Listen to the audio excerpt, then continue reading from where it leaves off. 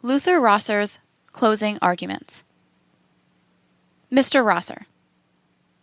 Quote, Gentlemen of the jury, all things come to an end. With the end of this case has almost come the end of the speakers, and but for the masterly effort of my brother, Arnold, I almost wish it had ended with no speaking. My condition is such that I can say but little. My voice is husky and my throat almost gone. But for my interest in this case, and my profound conviction of the innocence of this man, I would not undertake to speak at all. I want to repeat what my friend, Arnold, said so simply. He said this jury is no mob.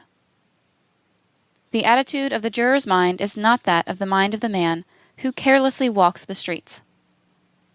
My friend, Hooper, must have brought that doctrine with him when he came to Atlanta. We walk the street carelessly, and we meet our friends and do not recognize them. We are too much absorbed in our own interests. Our minds wander in flights of fancy or in fits of reverence. We may mean no harm to ourselves, nor to our friends, but we are careless. No oath binds us when we walk the streets. Men. You are different. You are set aside. You ceased when you took your juror's oath to be one of the rollicking men of the streets. You were purged by your oath. In old pagan Rome, the women laughed and chattered on the streets as they went to and fro. But there were a few, the Vestal virgins. They cared not for the gladiatorial games, nor the strife of the day. So it is with you men, set apart. You care not for the chatter and laughter of the rabble. You are unprejudiced, and it is your duty to pass on a man's life with no passion and no cruelty, but as men purged by an oath from the careless people of the streets. You are to decide from the evidence, with no fear of a hostile mob, and no thought of favor to anyone. What suggestion comes into a man's mind when he thinks of a crime like this? And what crime could be more horrible than this one?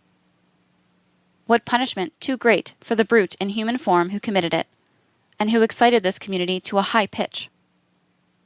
Since 1908, the National Pencil Factory has employed hundreds of girls and women, and also men, and not all of the girls and women, not all of the men, have been perfect. But you can find good men and women in all strata of life. And yet the detectives, working with microscopes and with the aid of my friend, Dorsey, excited almost beyond peradventure, found only two to swear against Frank. They found Dalton, and they found Conley. Well, I'll take up Conley at a more fitting time, but Dalton. Who is Dalton? God Almighty writes on a man's face, and he don't always write a pretty hand, but he writes a legible one. When you see Dalton, you put your hand on your pocketbook. When Dalton took the stand, Mr. Arnold and I had never had the pleasure of seeing his sweet countenance before. But Mr. Arnold leaned over and whispered in my ear, "There's a thief, if there ever was one." I smelt about him the odor of the chain gang, and I began to feel him out. I asked him if he had ever been away from home for any length of time, and he knew at once what I meant, and he began to dodge and to wriggle. And before he left the stand, I was sure he was a thief. Dalton was one, 3 times in Walton County, and then in another county where he probably went to escape further trouble in Walton. He got into trouble again. It wasn't just the going wrong of a young man who falls once and tries to get over it, but it was the steady thievery of a man, at heart a thief. Of course, Dalton comes here to Atlanta and reforms. Yes, he joined a godly congregation and persuaded them that he had quit his evil ways. That's an old trick of thieves, and they use it to help their trade along. I believe in the divine power of regeneration.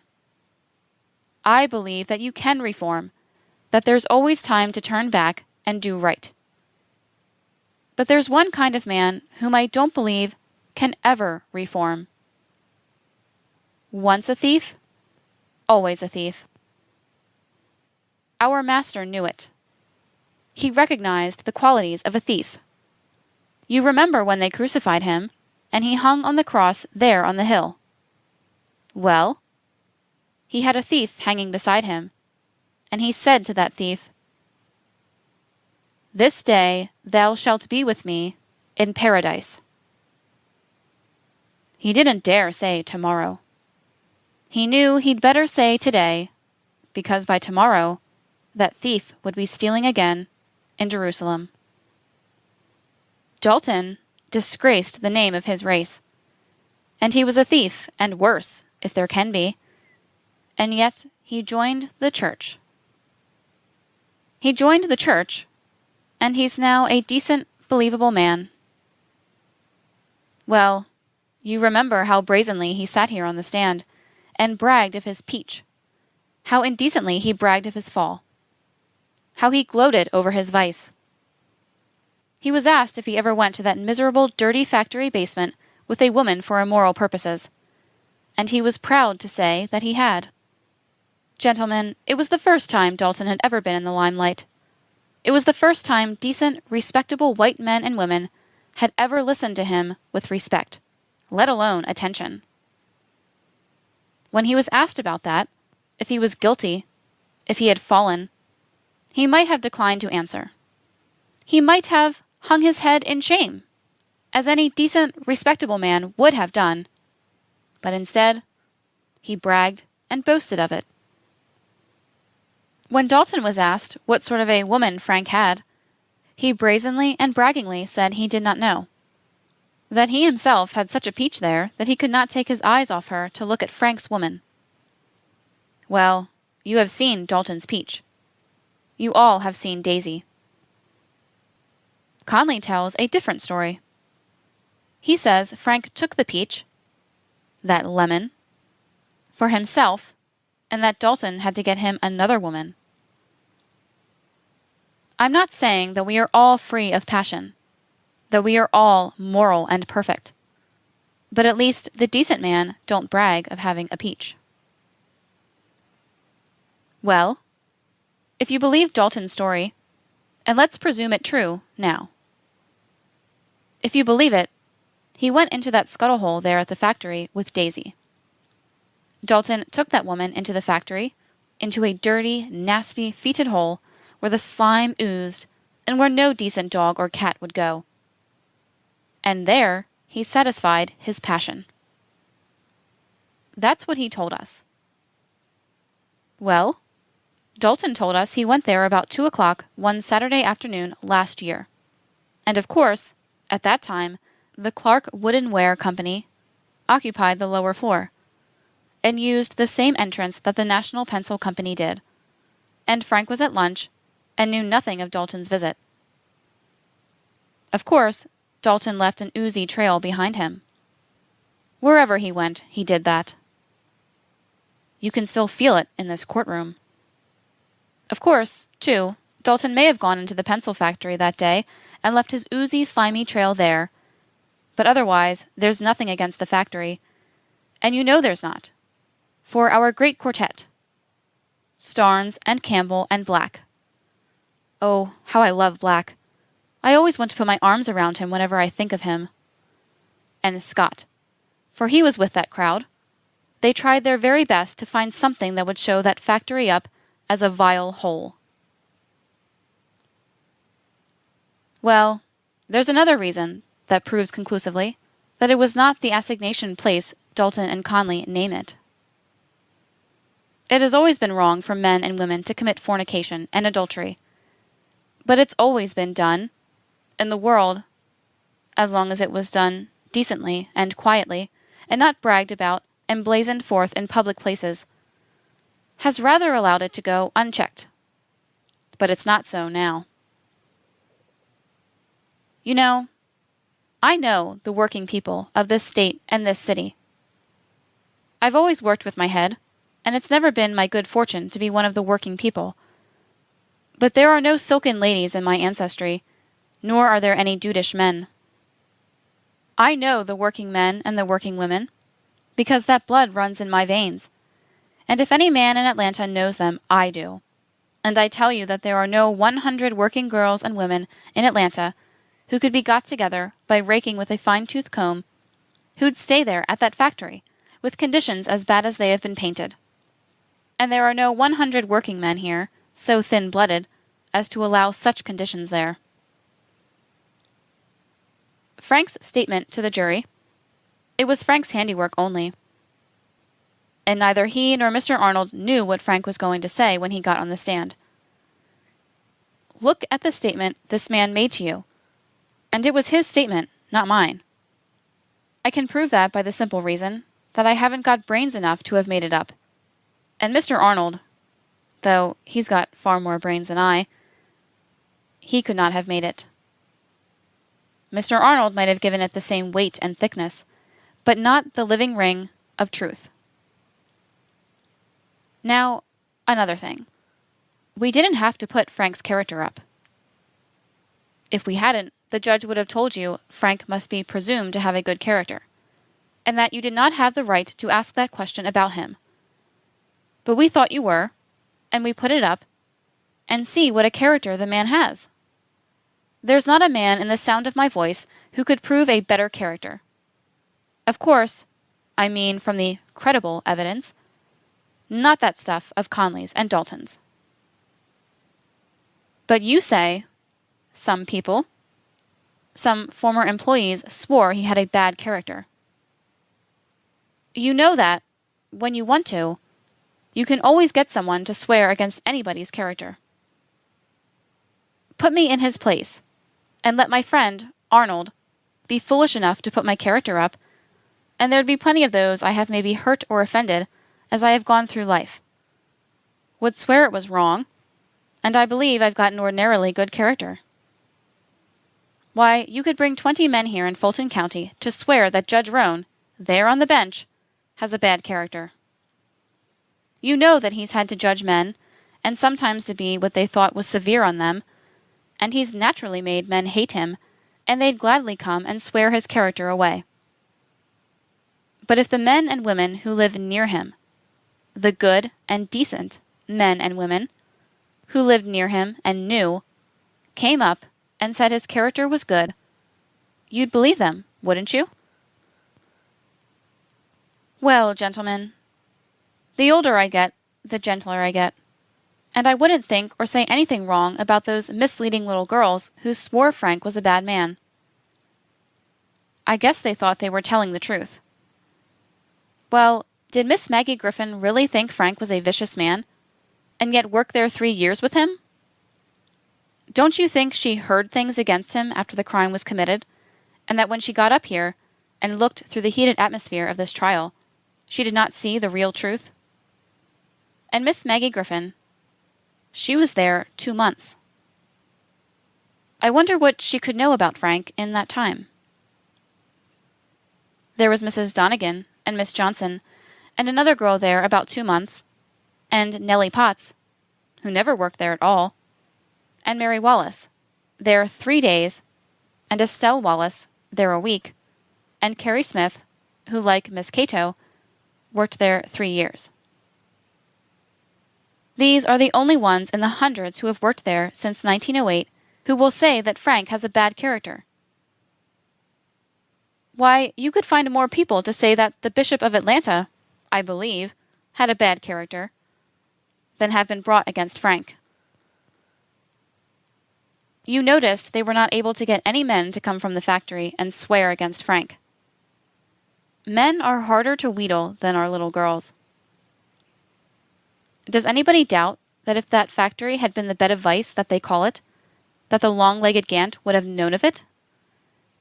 They had Gant on the stand twice, and, well, you know Gant was discharged from the factory. Of course you weren't told why in plain words, but you all know why. Well, Frank is not liked by Gant, and Gant would have loved to tell something against his former employer, but he couldn't. If they have any further suspicions against this man, they haven't given them, either because they are afraid or are unable to prove their suspicions. If they have such suspicions, though, and are doing you a worse injustice. What are these suspicions that they have advanced thus far? First, Miss Robinson is said to have said that she saw Frank teaching Mary Phagan how to work. Dorsey reached for it on the instant, scenting something improper, as is quite characteristic of him. But Miss Robinson denies it. There's nothing in it. Absolutely nothing. Then they say he called her Mary. Well, what about it? What if he did? We all have bad memories. If you met me on the street 6 months ago, can you recall right now whether you called me Luther or Rosser? The next is Willie Turner. Poor little Willie. I have nothing against Willie. He seems to be a right clever sort of a boy. But just think of the methods the detectives used against him. Think of the way they handled him, and think of the way Dorsey treated him on the witness stand. He says, Willie does, that he saw Frank talking to Mary Phagan in the metal room. What does it show if he did see such a scene? I can't see for the life of me where it indicates any sign of lascivious lust. Does what Willie Turner saw, taking for granted he saw it, show that Frank was planning to ruin little Mary Phagan? Does it uphold this plot my friend Hooper had so much to say about?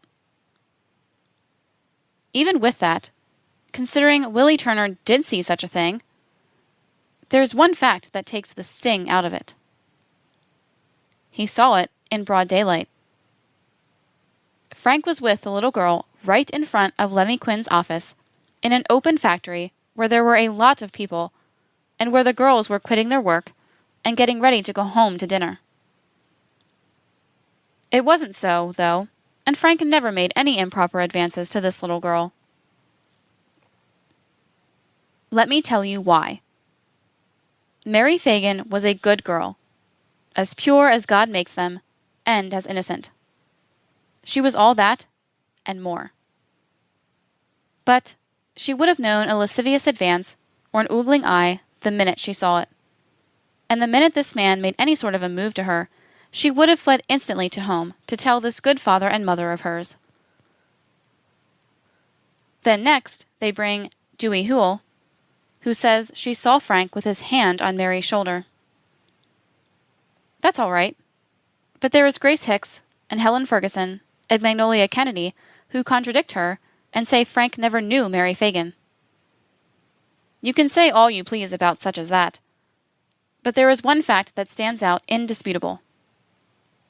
If that little girl had ever received mistreatment at the pencil factory, no deer would have bounded more quickly from the brush at the Bay of Dogs than she would have fled home to tell her father and mother. Now, my friend from the Wiregrass says Gant was a victim of his plot by Frank against Mary Phagan. I don't doubt that this plot has been framed in the hearing of every detective in the sound of my voice. Hooper says Frank plotted to get the girl there on the Saturday she was killed. Says he plotted with Jim Conley. Jim says Frank told him at 4 o'clock Friday afternoon to return on the next morning. How could Frank have known she was coming back Saturday? He couldn't have known. He's no seer, no mind reader, although he's a mighty bright man. It is true that some of the pay envelopes were left over on Friday, but he didn't know whose they were. Helen Ferguson says that on Friday she asked for Mary Phagan's pay and that Frank refused to give it to her, saying Mary would come next day and get it herself. Magnolia Kennedy swears to the contrary. You have one or the other to believe.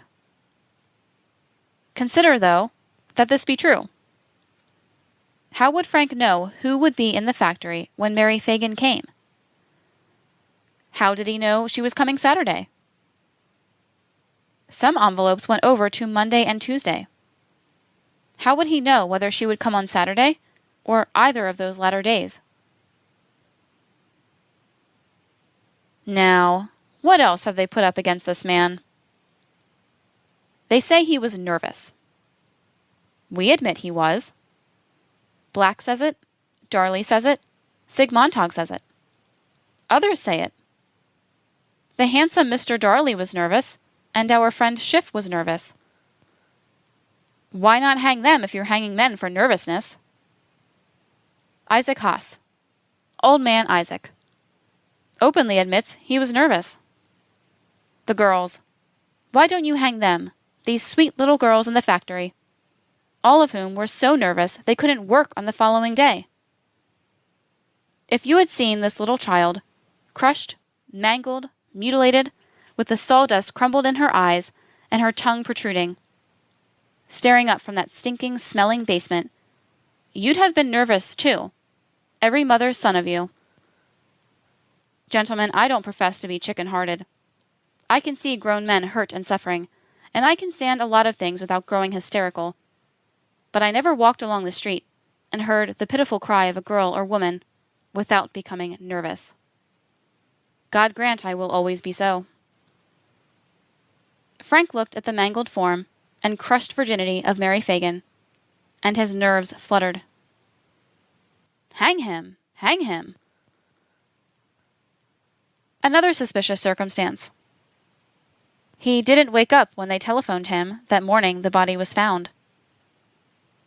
That might depend on what he ate that night. It might depend on a lot of other things. Some of us wake with the birds, while others slumber even through the tempting call of the breakfast bell. Would you hang us for that? You've been listening to our continuing audiobook series featuring the best writing from the American Mercury on the Leo Frank case. Be with us next time when we'll continue with the next installment of the American Mercury on Leo Frank. Then they say he hired a lawyer, and they call it suspicious. Mighty suspicious. They wouldn't have kicked if he had hired Rube Arnold, because Rube has a good character. But they hired me, and they kicked and yelled suspicious so loudly you could hear it all the way from here to Jessup's Cut. I don't know that I had ever met Frank before that morning, but I had represented the pencil factory previously. And as to their employing me, it's this way. There's no telling what was floating around in John Black's head that morning. They sent men after Frank, and there was no telling what was likely to happen to him. They were forced to do something in his own defense. And, as a result, the state's worst suspicion is the fact that they employed me and Herbert Haas. Now, gentlemen, let's see what there is in it. I have told you that twice on that Sunday he had been to police headquarters without counsel, without friends. The next day they adopted new methods of getting him there, and sent 2 detectives for him. Black had said he had been watching Frank. And woe to him who was haunted by the eagle eye of dear old John. They took him to police station Monday. Took him, I say. The police idea was to show their fangs. He was under arrest, that's an undisputed fact. They had him at police station, Lanford in his wonted dignity, sitting around doing nothing, letting Frank soak. Beavers, the handsome one, was doing the same. Frank didn't call for friends or lawyer. He didn't call for anything. If he had known what he was up against, though, in this police department of ours, he'd probably have called for 2 lawyers, or even more. But old man Sig Montag, who has been here a long time, knew this old police crowd, and he knew their tactics. He was well on to their curves. He knew what danger there was to Frank. He called up Haas. Haas didn't want to come to the police station. He had a good reason. Sig went to the police station and was refused permission to see Frank. Now, I want you to get that in your mind. A citizen. Not under arrest, as they say. Held without the privilege of seeing friends, relatives, or counsel. It was a deplorable state of affairs. What happened? Haas went to the phone, and called an older and more experienced head to battle with this police iniquity. Why shouldn't he? Dorsey sees in this harmless message a chance. He snaps at it like a snake.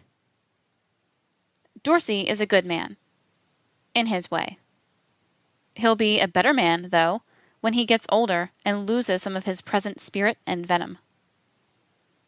There are things he has done in this trial that will never be done again. Gentlemen, I assure you of that. Did Frank do anything else suspicious?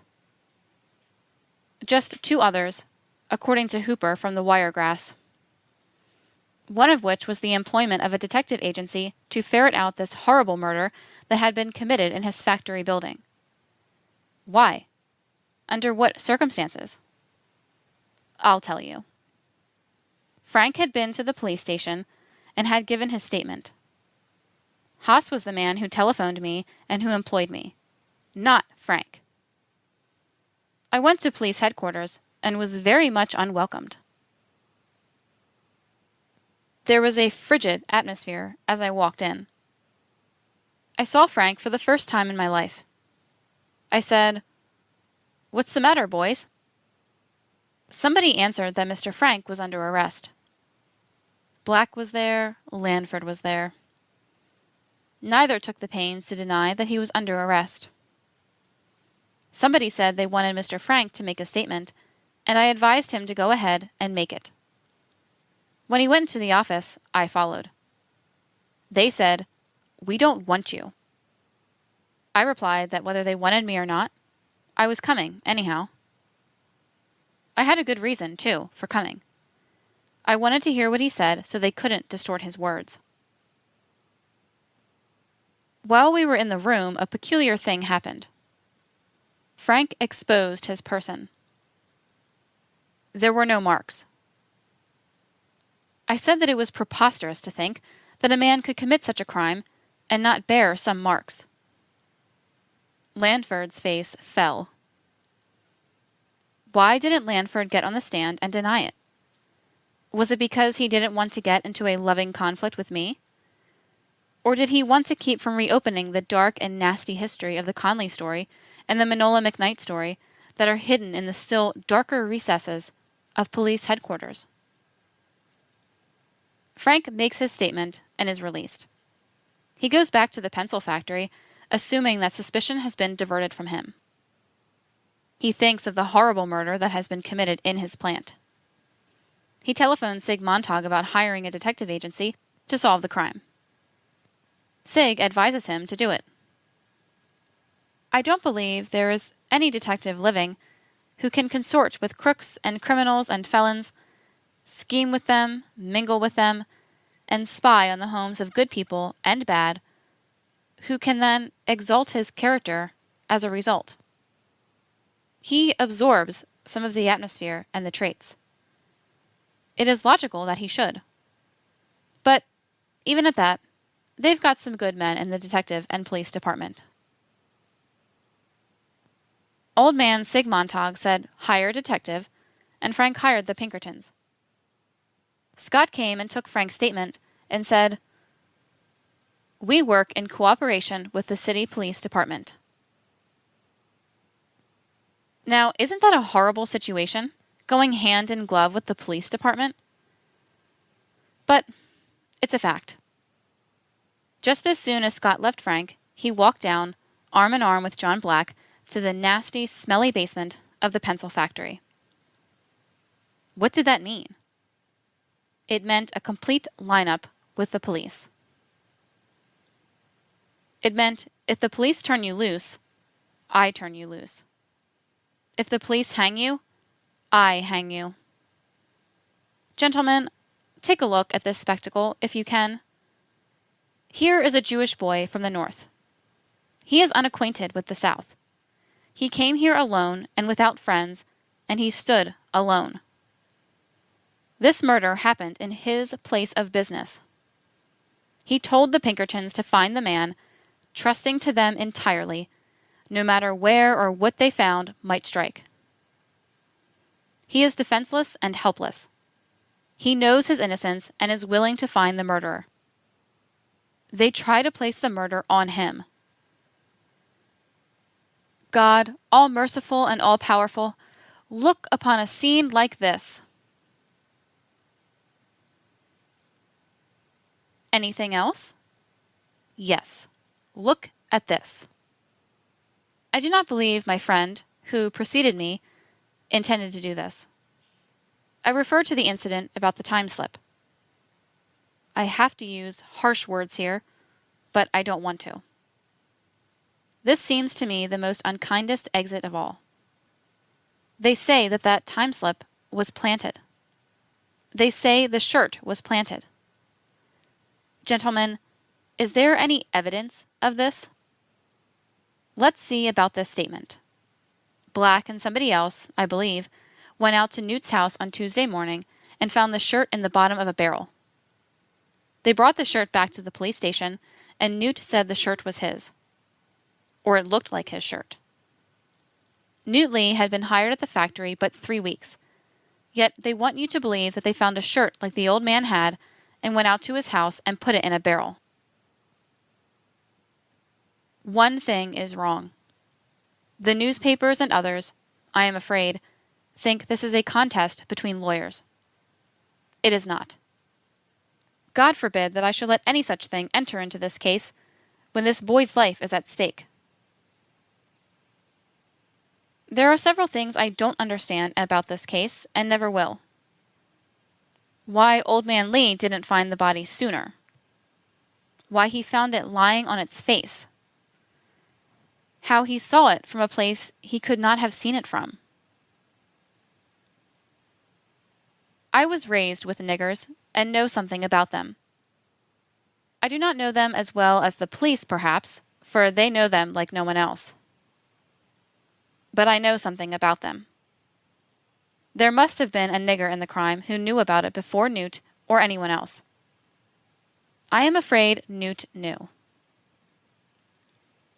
Yet, if he did, he is one of the most remarkable niggers I ever saw, and I wish I had his nerve. There were things you detectives did to him for which you will never be forgiven. You persecuted the old nigger, and all you got was, "Fo God, I don't know." I don't believe he killed her, but I believe he knows more than he told. But they say now that he jumped back. Suppose he did jump back. Look at the boy. Frank. If you put a girl the size of Mary Phagan in a room with him, she could make him jump out of the window. Suddenly, this boy stepped out in front of this giant of a Gant, and he jumped back. Dorsey would have done the same thing.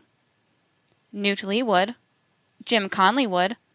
And I would, as big as I am. Here is another suspicious thing. Newt Lee came to the factory at 4 o'clock, and Frank sent the old man away. It was suggested that he was afraid the nigger would find the body, yet when he came back at 6, Frank let him stay at the factory when he knew that in 30 minutes Newt was on the job. He must go into the basement where they say Frank knew the body was. They say he was laughing at his home. If he had known of the crime of which he would be accused, that laugh would have been the laugh of a maniac to be ended by the discovery of the body. Another suspicious thing. You know that he was in the factory, but it turns out that he was not the only one. If the corpse was found in the basement, and he was the only one in the building, then there might be some basis. But he was in an open room, and there were workmen upstairs. My friend tried to dispute that. That wasn't all.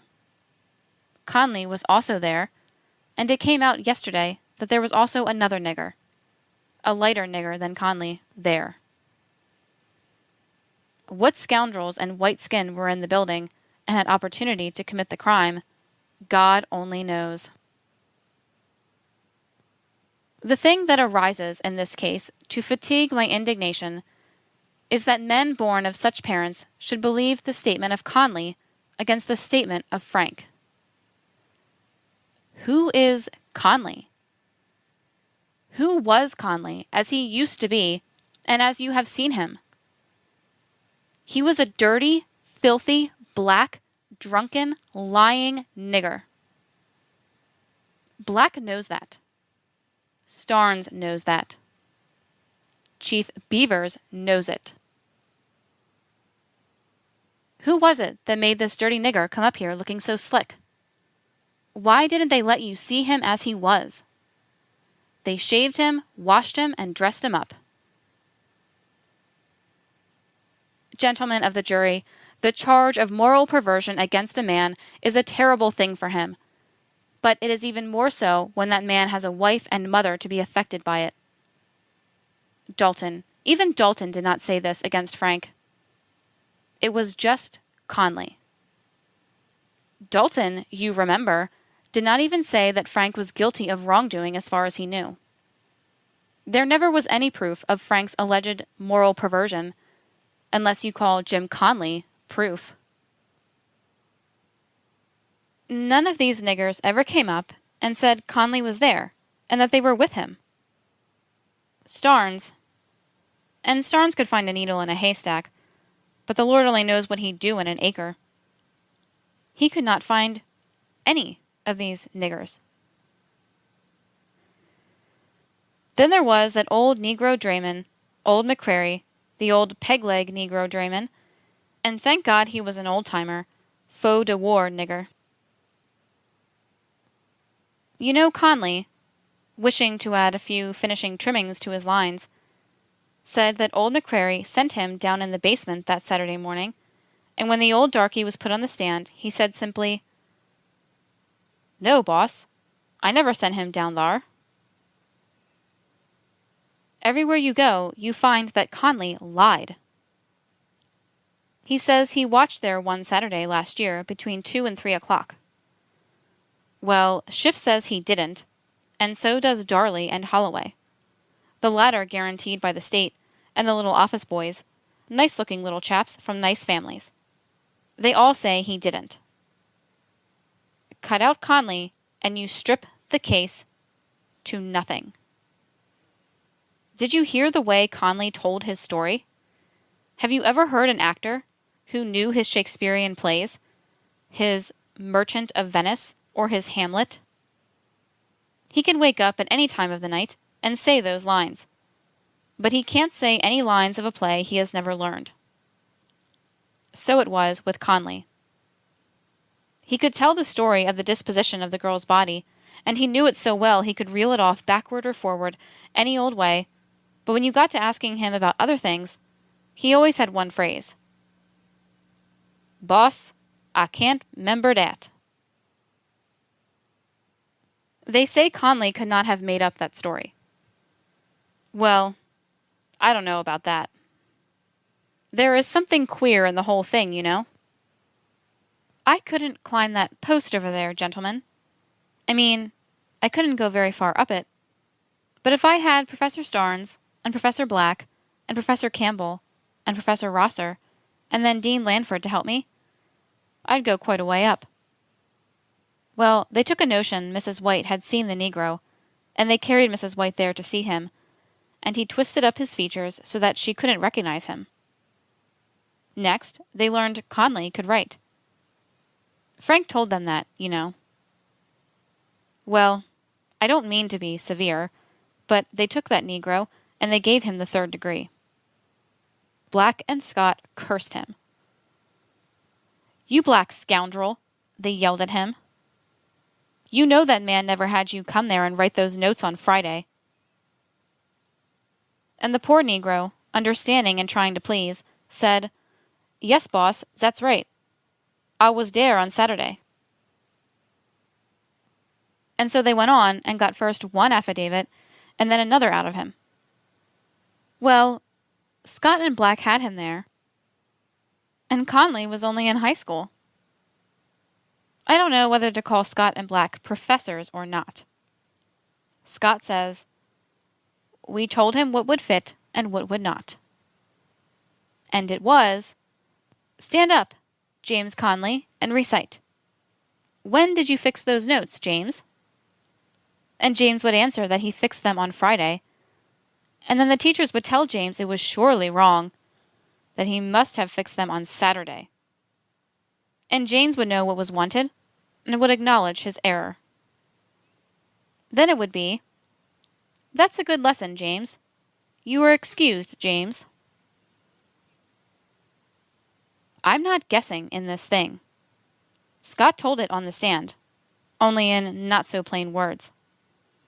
So it was that when this Negro had told the whole truth, they had another recitation. Was it fair for two skilled white men to train that Negro by the hour and by the day, and to teach him, and then get a statement from him, and call it the truth? Well, Professors Black and Scott finished with him, and they thought Conley's education was through, but that nigger had to have a university course. Scott, you and Black milked him dry. You thought you did, anyhow. But you got no moral perversion and no watching. In the university, they gave a slightly different course. It was given by Professors Starnes and Campbell. Oh, I wish I could look as pious as Starnes does. And Professor Dorsey helped out, I suppose. I don't know what Professor Dorsey did, only he gave him several lessons, and they must have been just sort of finishing touches before he got his degree. Well, in the university course, they didn't dare put the steps in writing, as they had done in the high school.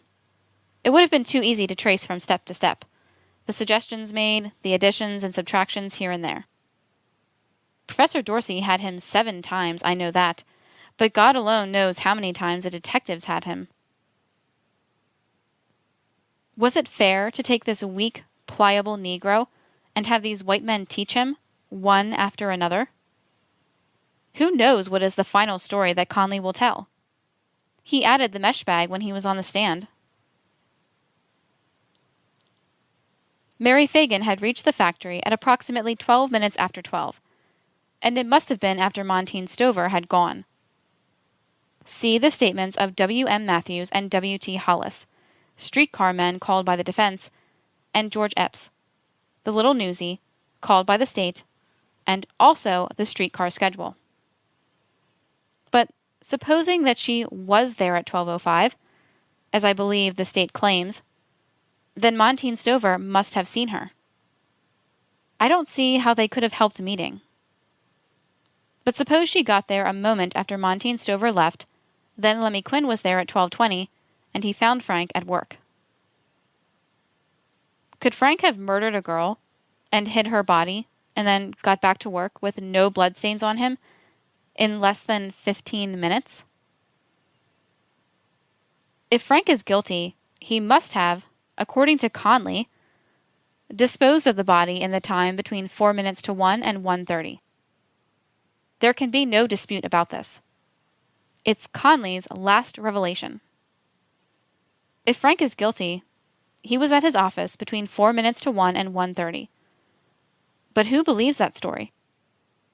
Little Miss Kearns saw him in Alabama and Whitehall at 1:10, and at 1:20 Mrs. Levy, honest woman that she is, saw him get off the car at his home corner, and his wife's parents saw, and they all swear he was there at 1:20.